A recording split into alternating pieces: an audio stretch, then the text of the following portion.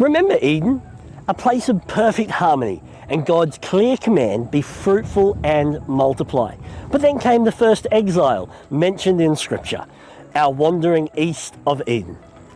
A consequence of human decisions. Yet, even in our disobedience, notice God's persistent grace. Humanity continued to multiply, not because of our righteousness, but because of God's faithful commitment to his original intent for his good creation.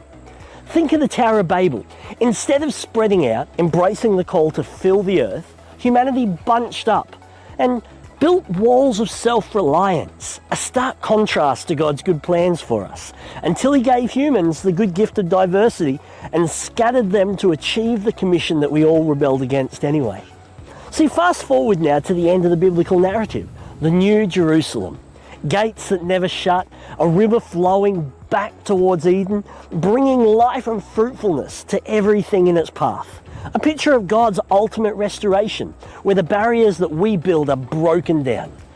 Our own lives often feel like a journey east of Eden, marked by missteps and wandering. We build our own towers of control and isolation to create life on our own terms and on our own timing. But the consistent thread throughout all Scripture is God's relentless faithfulness. He desires our fruitfulness, our flourishing, even when we stray from the good path that he's laid out before us. The river of life, the open gates, these aren't just distant promises. They speak to God's ongoing work in our lives, breaking down the walls that we build and inviting us to participate in his mission of fruitfulness and multiplication. Not just in offspring, but in love, in justice, and the spread of his life-giving presence. Where are you wandering east of Eden? What walls are you building? Remember, God's faithfulness and his invitation to fruitfulness.